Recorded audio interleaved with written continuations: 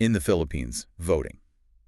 It's not just something you can do, is it? It feels more fundamental, like a core responsibility we all share in making our democracy work. Absolutely. It's the engine, really. So the question we're digging into today is, well, it seems simple, but it's so important. Who actually gets to vote? And what's the logic behind the rules? Exactly. And to figure that out, we need to go to the source material. We're talking the 1987 Constitution, the Omnibus Election Code, plus other laws that fill in the details. Right. These aren't just, dry legal texts. They are literally the blueprint for how voting works here. And our goal for this deep dive isn't to drown you in legal jargon. It's to pull out the really key things: who qualifies, who doesn't, and crucially, why. Yeah. We want to get to those aha moments, understanding the thinking. So let's start there. The big question: who can vote in the Philippines? Okay, so the Constitution lays it out pretty clearly. First off, citizenship. You absolutely have to be a Filipino citizen. Seems obvious, right? It does, but it's foundational. And sometimes proof might be needed when you register just to keep the voter list accurate. It directly ties voting to being part of the nation. Yeah, that makes sense. It's a right and duty tied to being Filipino. Okay, what's next? Age. Age, yes. You need to be at least 18 years old on Election Day. Not before, but on or before. 18. Why 18, do you think? There's a reason for that specific age, presumably. Well, the thinking is generally about maturity, right? The idea is that by 18, you're generally considered mature enough, cognitively capable enough to make informed choices about civic matters. An adult decision, essentially. Precisely. It assumes a certain level of understanding of, societal issues needed to vote meaningfully. Then, after age, we get into residency. Residency. Now, that's not just about having a mailing address, is it? It feels like it connects more to belonging to a community. It really does. And Philippine law actually has, two layers to this. First, you need to have lived in the Philippines for at least one whole year, immediately before the election day. Okay, 1 year nationwide. Yep. Think of it as establishing your connection to the country overall. But then second, there's the local part. You need to have lived in the specific place, meaning your actual home, your permanent base, where you plan to vote for at least 6 months, again, right before the election. 6 months locally. So that ties you to the specific candidates and issues in your town or city. Exactly. It ensures you have a stake, both nationally and locally. It's a neat two-tiered system. So moving house close to an election could actually impact where you vote. Yep. That highlights how important that local connection is. And then the practical step: registration. Yes, registration. You have to be registered with COMELEC, the Commission on Elections. This is how you formally get on the list. Right. It's how COMELEC keeps track, makes sure the lists are accurate, prevents fraud. It's vital for a fair election. But, and this is important, if you miss registration for one election cycle, You're not banned forever. Not at all. You just need to register for the next one, assuming you still meet all the other requirements like citizenship, age, and residency. Okay, that's good to know. And this next point feels really powerful. It's stated right in the Constitution.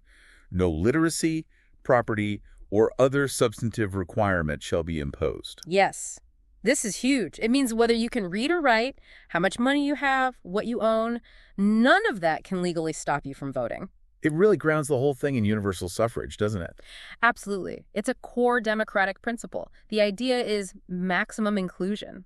Your right to vote isn't tied to your wealth or education. It's about being a citizen, being of age, and being part of a community. Everyone gets an equal voice, ideally. Okay, so those are the criteria that let you in the door, the qualifications. Now let's flip that. Who is legally barred from voting? The disqualifications. Unsurprisingly, the first one mirrors the first qualification: non-citizenship. If you're not Filipino, you generally can't vote. Generally. Is there an exception? Well, yes, for dual citizens. If you hold dual citizenship and meet all the other rules, age, residency, registration, and follow the specific registration process for dual citizens, you can vote. It acknowledges that complexity. Got it. And just like the minimum age, there's the opposite, being too young. Right. Under 18 on election day, you're disqualified. That age line is firm. No exceptions there. Makes sense, tying back to that maturity point. Exactly. And residency works both ways, too. Just as meeting it qualifies you, failing to meet it disqualifies you. If you haven't hit that 1 year national or 6 month local residency mark right before the election, then you can't vote in that specific election, in that specific place. If you move, you have to meet the requirements for the new place. Okay.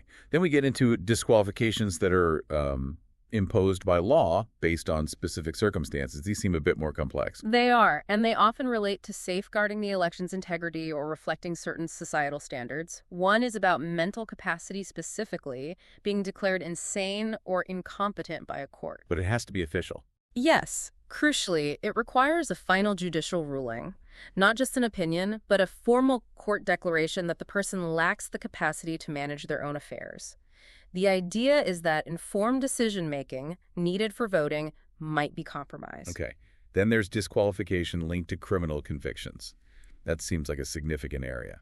It is, and there are a couple of categories here. First, convictions for crimes seen as being against the state itself. Like what kind of crimes? Things like rebellion, sedition, violating anti-terrorism laws, or really any crime that involves disloyalty to the government. Again, it has to be a final judgment of guilt. Final judgment. That term keeps coming up. It's critical. It means all appeals are exhausted. But here's a really important point. Even with these serious convictions, the right to vote isn't necessarily lost forever. Oh. It can be regained.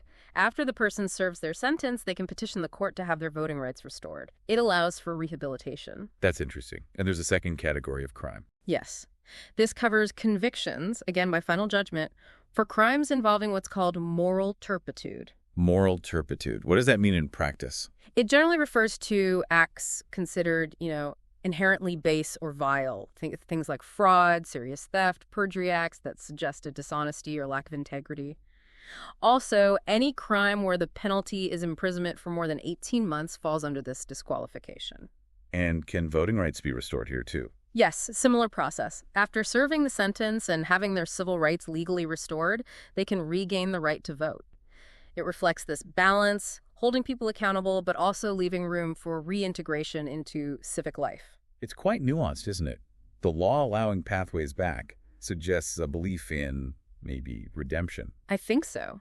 It shows these disqualifications aren't always meant to be permanent lifetime bans. It's a system that considers both the offense and the potential for someone to become a responsible citizen again.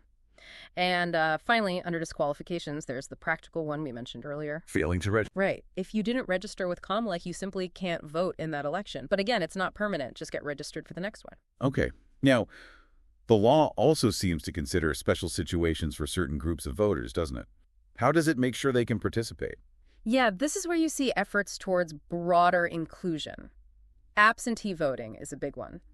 Take overseas absentee voting, or OAV. For Filipinos working or living abroad? Exactly, OFWs and other Filipinos overseas. If they register as absentee voters, they can vote in national elections, president, senators, etc. Interestingly, they don't need to meet the Philippine residency rule while abroad. Ah, so that requirement is waived. For the physical presence in the Philippines, yes.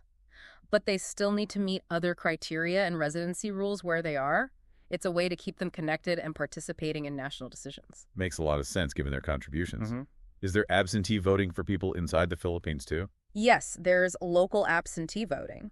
This is for people who have essential duties on Election Day itself. Think government officials, military, police, even accredited media covering the election. So they can still vote, just earlier. Exactly. They vote in advance so their right isn't compromised by their duties. It keeps essential services running smoothly on the day. That's smart. And it's really important that the law also thinks about accessibility, right? For persons with disabilities and older citizens. Absolutely crucial. There's Republic Act 10366, which specifically mandates accessible polling places. It also provides for assistance for PWDs and senior citizens, making sure physical barriers don't stop them from voting. It's about dignity and ease of access for everyone eligible. And Indigenous peoples, are there specific provisions? Yes, the Indigenous Peoples' Rights Act, or IPRA, specifically protects their right to participate. It acknowledges potential cultural differences or geographical challenges and pushes for measures to ensure their access isn't hindered. So it seems like a pretty detailed system for managing who votes. What are the key sort of legal mechanics behind it all? Well, voter registration is ground zero.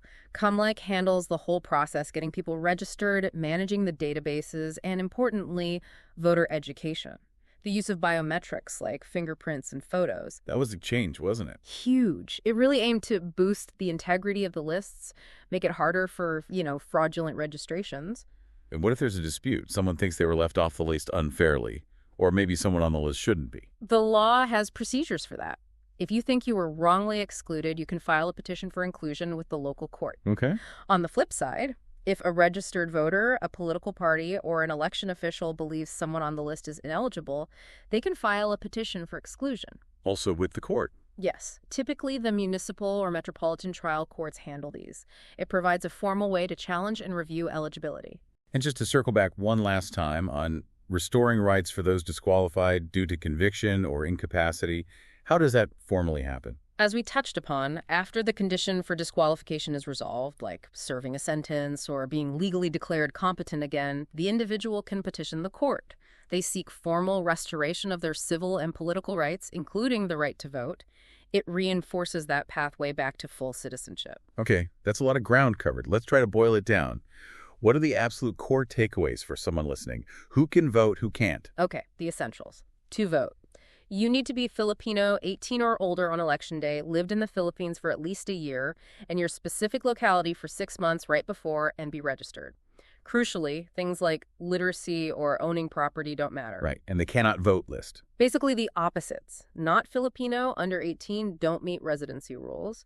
Also, disqualified if declared legally insane or incompetent by final court order, convicted by final judgment of certain serious crimes, or simply failed to register. So, for you listening, understanding these rules isn't just academic.